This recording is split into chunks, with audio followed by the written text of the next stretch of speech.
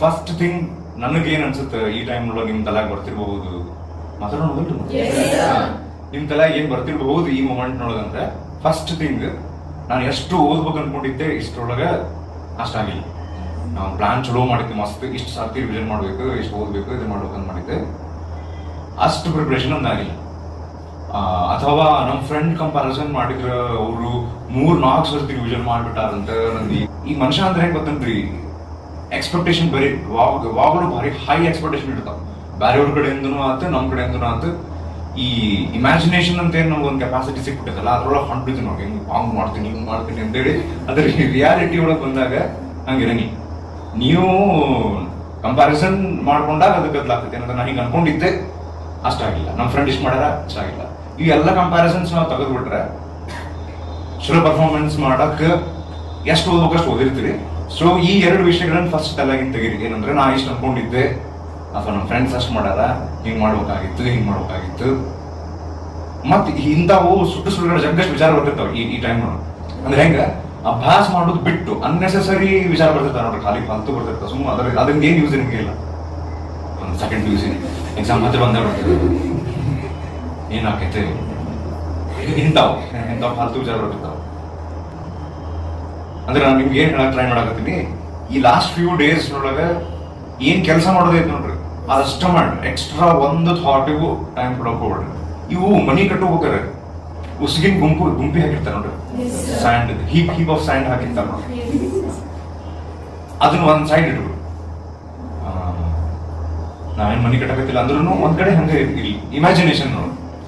ಅದ್ರ ಬಾಜು ಹಿಮಾಲಯ ಇಮ್ಯಾಜಿನ್ ಮಾಡಿ. ಹಿಮಾಲಯ ಒಳಗ ಮೌಂಟ್ ಕೈಲಾಶ್ ಅಥವಾ ಅಟ್ಲೀಸ್ಟ್ ಪಿಕ್ಚರ್ಸ್ ಒಳಗಂತೂ ಇಮೇಜಸ್ ಒಳಗಂತೂ ನೋಡ್ರಿ, ಕಪ್ಪದ ಗುಡ್ಡ ನೋಡ್ರಿ ನಡೀತದೆ. ಸೊ ಈಗ ಹಿಮಾಲಯದ ಕಂಪ್ಯಾರಿಸನ್ ಮಾಡಿದ್ರೆ ನಿಮ್ಗೆ ಉಸುಗ್ ಎಷ್ಟು ಹೊಡೆದ್ ಅನ್ಸುತ್ತೆ? ಉಸುಗಿನ ಗುಂಪಿ ಮನಿ ಕಟ್ಟಕ್ ಯೂಸ್ ಮಾಡಿ ನೆಗ್ಲಿಜಿಬಲ್ ಅಂದ್ರೆ ಗೊತ್ತಾಗತ್ತಿಲ್ಲ ಸೈನ್ಸ್ ಸ್ಟೂಡೆಂಟ್ಸ್. ಈಗ ನಾ ಎದಕ್ಕೆ ಎಕ್ಸಾಂಪಲ್ ಇದನ್ನ ಹೇಳಿದ್ರೆ ಗೊತ್ತ, ಇದೇನ್ ಉಸುಗಿನ ಗುಂಪು ಐತಲ್ಲ ಅದು ಸೆಕೆಂಡ್ PUC ಎಕ್ಸಾಮ್ ಅದು. ಹಿಮಾಲಯ ಐತಲ್ಲ ಅದು ಲೈಫ್, ನೀವು ಮುಂದೆ ಫೇಸ್ ಮಾಡುವಂತ ಲೈಫ್. ಇದನ್ನ ಪಾಸಿಟಿವ್ ವೇ ಒಳಗೆ ಹೇಳಕತ್ತಿಲ್ಲ, ಹಿಂಗ್ ಹೇಳಕತ್ತಿಲ್ಲ ಎಕ್ಸಾಮ್ಗೆ ಟೆನ್ಷನ್ ಮಾಡ್ಕೊಂಡ್ರೆ ಲೈಫಿಗೆ ಮತ್ ಮುಂದೆ ಸತ್ತೋಗ್ತೀರಿ, ಹಿಂಗ್ ಹೇಳಕತ್ತಿಲ್ಲ. ಪಾಸಿಟಿವ್ ಹೇಳಕತ್ತೀನಿ. ಎಷ್ಟು ಅಪಾರ್ಚುನಿಟೀಸ್ ಅದಾವಲ್ಲ ಅದು ಕಂಪ್ಯಾರಿಸನ್ ಮಾಡಿದ್ರೆ ಏನು ಸಂಬಂಧ ಇಲ್ಲ. ಸೇಮ್ ಎಕ್ಸಾಕ್ಟ್ ನಿಮ್ಗೆ ಫೀಲಿಂಗ್ ಹೆಂಗ್ ಬರುತ್ತೆ, ಸ್ವಲ್ಪ ದಿವ್ಸ ಬಿಟ್ಟಾಗಿ ಇದಕ್ಕೆ ಸ್ವಲ್ಪ ಟೈಮ್ ಬೇಕಾಗುತ್ತೆ. 8th ಫೈನಲ್ ಎಕ್ಸಾಮಿಗೆ ಟೆನ್ಷನ್ ಮಾಡ್ಕೊಂಡಿದ್ರು ನೀವು. ಸೊ 8th 9th ಎಕ್ಸಾಮಿಗೆ ಎಷ್ಟು ಟೆನ್ಷನ್ ಮಾಡ್ಕೊಂಡಿದ್ರಲ್ಲ, ಅಥವಾ 10th ಎಕ್ಸಾಮ್ ಬರೋದ್ರಿ ಫೈನಲ್ ಎಕ್ಸಾಮ್ ಪ್ರಾಪರ್ ಬರೋದ್ರಿ.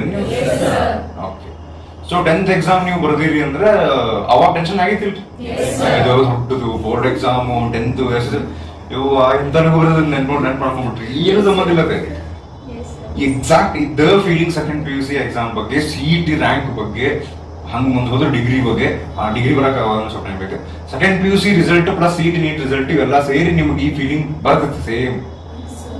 ಈ ಸದ್ಯ ಅಂದ್ರೆ ಹೇಳಾದ್ರೆ ಟೆನ್ಷನ್ ಮಾಡ್ಕೊಳ್ಬೇಡ್ರಿ, ಓದ್ಬೇಡ್ರಿ ಅಂತ ಹೇಳಾಗತ್ತಿಲ್ಲ, ದೊಡ್ಡದಲ್ರಿ. ಹಂಗ್ ಕ್ರಿಯೇಟ್ ಮಾಡಿರ್ತಾರ ನಮ್ಮ ಸಮಾಜದೊಳಗೆ. Second PUC science final exam ನೋಡು ಲೈಫ್.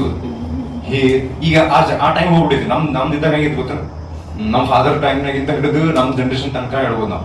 ಇಂಜಿನಿಯರಿಂಗ್ ಮೆಡಿಕಲ್ ಇವು 2 ಈಗ ಇನ್ನೊಂದಿಷ್ಟು ತಲೆ ಕುಂತಾರಂಗ ಇವು 2 ಒಂದ ಮಾಡ್ಬೇಕು ಅಂದಷ್ಟು ಲೈಫ್ ಹಂಗ ಹೋಗ್ಬಿಟ್ಟೈತ್ರಿ. ವೆರೈಟಿ ಆಪರ್ಚುನಿಟೀಸ್ ಅದಾವ ವಿಪರೀತ. ಏನೇನೋ ಡಿಗ್ರಿ ಕೇಳಾಕತ್ತೀನಿ ನಮ್ಮ ಫ್ರೆಂಡ್ಸ್ ಬಂದು ಹೇಳ್ತಿರ್ತಾರ, ಮಸ್ತ್ ಅದಾವಪ್ಪ ಅವು ಮಾರ.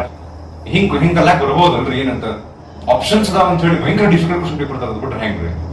ಹಂಗ್ ಮಾಡಂಗಿಲ್ಲ. ಏನಂದ್ರ ರೂಲ್ಸ್ ಇರ್ತಾವ. ಔಟ್ ಆಫ್ 70 ಮಾರ್ಕ್ಸ್ ಇಷ್ಟು ಪರ್ಸೆಂಟೇಜ್ ಆಫ್ ಕ್ವಶನ್ಸ್ ಭಾರಿ ಈಸಿ ಇರ್ಬೇಕು, ಇಷ್ಟು ಪರ್ಸೆಂಟೇಜ್ ಮೀಡಿಯಂ ಇರ್ಬೇಕು, ವೆರಿ ಲೆಸ್ 10% ಕಾಂಪಿಟೇಷನ್ ಸಲುವಾಗಿ ಡಿಫಿಕಲ್ಟ್ ಇರ್ಬೇಕು. ಅದಕ್ಕೆ ಡಿಫಿಕಲ್ಟ್ ಕ್ವಶನ್ ಬರ್ಬೋದು, ಕ್ವಶನ್ ಟಫ್ ಬರ್ಬೋದು. ಹಿಂಗೇನಾರ ಅಕಸ್ಮಾತ್ ಎಲ್ಲ ಆಗಿದ್ರೆ ಇರಂಗಿಲ್ಲ. ಎಲ್ಲಾ ವೆರೈಟಿ ಕ್ವಶನ್ಸ್ ಇರ್ತಾವ, ಈಸಿನೂ ಇರ್ತಾವ, ಮೀಡಿಯಂ ಇರ್ತಾವ, ಡಿಫಿಕಲ್ಟ್ ಇರ್ತಾವ. 3 ತಾಸಿನ ಪೇಪರ್, ಇದನ್ನ ಎವ್ರಿ ಟೈಮ್ ಹೇಳ್ತೀನಿ ನಾನು, 3 ತಾಸಿಂದು ಒಂದು ಪೇಪರ್ ನೀವ್ ಯಾರು ಅನ್ನೋದನ್ನ ಡಿಸೈಡ್ ಮಾಡಂಗಿಲ್ಲ. ಮನುಷ್ಯ ಆಗಿ ಹುಟ್ಟಕ್ಕ ಜಗ್ಗು ಪುಣ್ಯ ಬೇಕು ಅಂತ ಹೇಳ್ತಾರೆ. ಅಂದ್ರೆ ಕರ್ಮ ನಿಮ್ದು ಹಂಗಿದ್ದಷ್ಟ ಮನುಷ್ಯ ಆಗಿ ಹುಡ್ತೀರಿ. ಮನುಷ್ಯ ಸೊ ಇಷ್ಟು ಮನುಷ್ಯ ಇರುತ್ತೆ. ಸಾರಿ, ನಾ ಯೋಚನೆ ಮಾಡಕ್ ಹೇಳಿಲ್ಲ. ಇಷ್ಟು ಮನುಷ್ಯ ಆಗಿ ಹುಟ್ಟಿರಿ ಅಂದ್ರೆ ನಿಮ್ಮ ಅಬಿಲಿಟಿನ ಒಂದು ಕ್ವಶನ್ ಪೇಪರ್ ನಿಂದ ಅಥವಾ ಆನ್ಸರ್ ಪೇಪರ್ ನಿಂದ 3 ತಾಸಿನೊಳಗೆ ನೀವೇನ್ ಪರ್ಫಾರ್ಮ್ ಮಾಡ್ತೀರಿ ಅನ್ನೋದ್ಮೇಲೆ ಪ್ಲೀಸ್ ಮೆಷರ್ ಮಾಡಕ್ ಹೋಗ್ಬೇಡ್ರಿ. ಆಮೇಲೆ ಫ್ರೂಟ್ಸ್ ತಿನ್ಕೊಂತಿದ್ರೆ ಎನರ್ಜಿ ಶುರು ಇರ್ತೈತಿ, ಹೆಚ್ಚಿಗೆ ಓದಕ್ ಆಗತ್ತ, ಸುಸ್ತ ಹಂಗಿಲ್ಲ ಎಕ್ಸಾಮ್ ಬರೆಯಕ್ ಹೋದಾಗ. ನಿದ್ದಿಗಿಡುದಂತೂ ಮಾಡೇ ಮಾಡ್ತಾರೆ. ಸ್ವಲ್ಪ ಆದಷ್ಟು ಆಪರಿ ಮಾಡಕ್ ಹೋಗ್ಬಿಡ್ರಿ. ನೀರ್ ಜಾಸ್ತಿ ಕುಡಿ, ಈಗ ಆಲ್ರೆಡಿ ಚಾಲು ಮಾಡಿರ್ತೀರಿ, ನೀರು ಕುಡ್ಸಾಕತ್ತೈತದ. ಈ ನಿದ್ದಿಗಿಡು ಚಲೋ ಮಾಡ್ರಿ, ಆಲ್ರೆಡಿ ಇನ್ನೂ ಇಲ್ಲ. ಅದನ್ನ ಅತಿ ಮಾಡಕ್ ಹೋಗ್ಬಿಡ್ರಿ. ಪರ್ಟಿಕ್ಯುಲರ್ಲಿ ಎಕ್ಸಾಮ್ ಹಿಂದಿನ ದಿವಸ ಮಿನಿಮಮ್ 5 to 6 hours ನಿಂದೆ ಆಗ್ಲಿಲ್ಲಂದ್ರು ಸರ್ ನಮ್ಗೆ ಇದಿಲ್ಲ ಯಾವ್ದಕ್ಕೂ ಟೆನ್ಷನ್ ಮಾಡ್ಕೋಬೇಡ್ರಿ. ಹಿಂಗೆ ಆಗ್ಲಿಲ್ಲ ಅದ್ ನೆಕ್ಸ್ಟ್ ಏನು ಹಿಂಗ ನಾವು ಅಷ್ಟು ಸರ್ ಹೇಳಿದ್ರಿ ಸಾರ್ಥಿ ಮಿಷನ್ ಎಲ್ಲ ಮುಗಿತದೆ ಸರ್. ಹೌ ಟು ಸ್ಟಡಿ ಅಷ್ಟೆಲ್ಲ ಹೇಳಿದ್ರಿ ಸರ್ ನೀವು ಪಾಯಿಂಟ್ಸ್ ನಾವು ಮಾಡಿದ್ರಿ ಸರ್ ಒಂದಿಷ್ಟು ಪೂರ್ತಿ ಚಂದ ಅಳ್ಕೊಂಡ್ ಕುಂದ್ರಬಾರ್ದು, ಫಾಸ್ಟ್ ಮುಗಿತ್ರಿ. ಈಗ ರೈಟ್ ನಾವು ನನ್ನ ಕಡೆ ಏನ್ ಮಾಡ್ಬೋದು, ಮುಂದೆ ನಾ ಏನ್ ಮಾಡ್ಬೋದು ಅಷ್ಟ ಪ್ಲಾನ್. ಲಾಸ್ಟ್ 2 ಪಾಯಿಂಟ್ ನಾನು ಬರ್ಕೊಂಡಿದ್ದೇನೆ ಅಂದ್ರೆ, don't worry about future, you can create your own destiny. ನಿಮಗೆ ಹೆಂಗ್ ಬೇಕು ಹಂಗೆ ಕ್ರಿಯೇಟ್ ಮಾಡ್ಬೋದು. ನಾ ಯಾಕೆ ಹೇಳಾಗುತ್ತೆ ಗೊತ್ತನ, ಹಂಗ ನಮ್ಮ ಡೆಸ್ಟಿನಿ ನಾವು ನಮಗೆ ಹೆಂಗ್ ಬೇಕು ಹಂಗೆ ಸ್ಲೋಲಿ ಕ್ರಾಫ್ಟ್ ಮಾಡ್ಕೊಂಡು ಹೋಗ್ಬೋದು, ಡಿಸೈನ್ ಮಾಡ್ಕೊಂಡು ಹೋಗ್ಬೋದು. ಸೊ ಅದಕ್ಕೊಂದು ಸೆಕೆಂಡ್ ಇಯರ್ ರಿಸಲ್ಟ್ ಚಲೋ ಬರಬೇಕು, ಡಿಗ್ರಿ ಚಲೋ ಮಸ್ತ್ ಆಗಬೇಕು ಅಂತ ಇರಂಗಿಲ್ಲ. ಅರ್ಥ ಆಯ್ತು? ಹಂಗಾರೆ ಈಗ ಅಲ್ಟಿಮೇಟ್ಲಿ ಏನ್ ಮಾಡ್ಬೇಕು ನೀವು ಕಡೆಗೆ, ನಿಮ್ಮ 100% ಕೊಟ್ಟು ಲಾಸ್ಟ್ ಮೂಮೆಂಟ್ ತನಕ ಅಂದ್ರೆ ಹಿಂಗೆ ಎಕ್ಸಾಮ್ ಹಾಲ್ನಾಗ ಹೋಗ್ಬೇಕು ಹಂಗೆ ಆಗ್ತಿಲ್ಲ. ನಿಮ್ಮ 100% ಕೊಟ್ಟು ಎಕ್ಸಾಮ್ ಬರೆಯೋದು ಅಷ್ಟೇ. ಆ ಪೇಪರ್ ಮುಗೀತಿಲ್ಲೋ, ಅದು ಈಗ 1ನೇ ಪೇಪರ್ ಇರ್ಲಿ 2ನೇ ಪೇಪರ್ ಇರ್ಲಿ, ಚಲೋ ಆಗ್ಲಿಲ್ಲ ಅಂದ್ರೆ ಪೇಪರ್ ನಾ ಹೇಳಕತ್ತಿದ ಇಂಟೆನ್ಷನ್ ಅಂದ್ರೆ, ಅಕಸ್ಮಾತ್ 1ನೇ ಪೇಪರ್ ಚಲೋ ಆಗ್ಲಿಲ್ಲ ಅಂದ್ರೆ ಇನ್ನ 5 ಪೇಪರ್ಗೆ ಅದ್ರ ಇಂಪ್ಯಾಕ್ಟ್ ಮಾಡಕ್ ಹೋಗ್ಬೇಡ್ರಿ. ಅದನ್ನ ಚಲೋ ಆಗ್ಲಿ ಓದೋತನ ಇನ್ನೊಂದ್ ಕಟ್ತೀನಿ ಎಕ್ಸಾಮ್. 1ನೇ ಚಲೋ ಆಗಿಲ್ಲ ಮುಗೀತು, ಅದಲ್ಲಿ ಸೈಡ್. ಆ ಪೇಪರ್ ಚಲೋರ್ ಆಗ್ಲಿ ಕೆಟ್ಟರ ಆಗ್ಲಿ ಅಲ್ಲಿಗೆ ಮುಗೀತು. ಭಾಳ ಅಂದ್ರೆ 1 ತಾಸು 2 ತಾಸು ಆ ಮೂಡ್ನಾಗಿರ್ರಿ. ಫ್ರೆಂಡ್ಸ್ ಅಲ್ಲೇ ಸಿಕ್ಕರೆ ಎಕ್ಸಾಮ್ ಸೆಂಟರ್ನಾಗ ನೀವು ಏನ್ ಬರ್ತೀರಿ ಏನೋ ಅನ್ಬರ್ತೀವಿ ಅದೆಲ್ಲ ಮಾತಾಡ್ತಿರ್ಬೇಕಾದ್ರೆ, ಮನೆಗೆ ಬಂದ್ಮೇಲೆ ನೀವು ಸಿಗ್ಲಿ ಇಲ್ಲಿ ಹೋಗ್ಬಿಟ್ಟಿದ್ರೆ ಫೋನ್ ಹಚ್ಚಾರ ಮಾತಾಡ್ರಿ, ಸಂಜೆ ತನಕ ಅಷ್ಟೇ. ಅದಾದ್ಮೇಲೆ ಮುಗೀತು, ನೆಕ್ಸ್ಟ್ ಪೇಪರ್ ಕಡೆ ಫೋಕಸ್ ಮಾಡೋದು. ಮತ್ತೆ 100% ಪ್ರಿಪ್ರೇಷನ್ ಮಾಡೋದು, ಬರೆಯೋದು, ಆ ಪೇಪರ್ ಮುಗೀತು. ಮಾಡ್ತೀರಿ ಇಷ್ಟೇ. ಡಿಮೋಟಿವೇಟ್ ಮಾಡೋದ್ರಿಂದ ಸ್ವಲ್ಪ ದೂರ ಇರ್ರಿ, ಯಾಕಂದ್ರೆ ತಾವು ಟೆನ್ಷನ್ ಮಾಡ್ಕೊಂಡು ನಿಮಗೂ ಮಾಡ್ತಿರ್ತಾರೆ. ಅಥವಾ ಇದ್ರೊಳಗೆ ಫ್ಯಾಮಿಲಿ ಮೆಂಬರ್ಸ್ ನೊಳಗೆ ಯಾರೋ ಒಬ್ರು, ಫ್ರೆಂಡ್ಸ್ ನೊಳಗೆ ಯಾರೋ ಒಬ್ರು ಸ್ವಲ್ಪ ಯಾವಾಗಲೂ ಪಾಸಿಟಿವ್ ಮಾತಾಡಿರ್ತಾರೆ, ಅಂತ ಹೇಳಿರ್ತಾರೆ. ಅವ್ರಿಗೆ ಜೋಡಿ ಮಾತಾಡಿ ಈ ನಾ ಹೇಳತ್ತೆ ನೋಡ್ರಿ, ಏನು ಸುಳ್ಳಾಡಂಗಿಲ್ಲ. ಬೇಕಾದಾಗಲಿ ಪೇಪರ್ ಬೇಕಾದ ಸುಳ್ಳ ಏನೇನೋ ಆಗಲಿ, ಈ ನಿಮಗೆ ಏನು ಬೇಕು ಅದನ್ನ ಅಚೀವ್ ಮಾಡ್ಬೋದು ಲೈಫ್ನಾಗ. ಸೆಕೆಂಡ್ PUC ಪೂರ್ತಿ ಎಲ್ಲ ಹಿಡಿದ್ರು ನಿಮಗೆ ಏನು ಬೇಕು ಅದು ಅಚೀವ್ ಮಾಡ್ಬೋದು. ಸಾಕಿಲ್ಲ, ಆಲ್ ದ ಬೆಸ್ಟ್. ಚಲೋ ಮಾಡ್ರಿ, ಚಲೋ ಆಗೇ ಆಗ್ತಾವ ಪೇಪರ್, ಏನು ಟೆನ್ಷನ್ ಮಾಡ್ಕೊಳಕ್ ಹೋಗ್ಬೇಡ್ರಿ. ಹೆಚ್ಚು ಕಡಿಮೆ ಆದ್ರೂ ಮುಂದಿನ ಪೇಪರ್ನ ಮತ್ತೆ ಕವರ್ ಅಪ್ ಮಾಡ್ಕೊಡಿ. ಒಂದ್ ಪೇಪರ್ ಇನ್ನೊಂದ್ ಕಡೆ ಇಂಪ್ಯಾಕ್ಟ್ ಮಾಡ್ಕೊಳಕ್ ಹೋಗ್ಬೇಡ್ರಿ. ಅದು ಸುಳ್ಳಾರ ಆಗ್ಲಿ ಹಳ್ಳಾಡ ಹಿಡ್ಲಿ ಇಲ್ಲಿ ಬಂದು ಮತ್ತೆ ಮಾತಾಡೋಣ.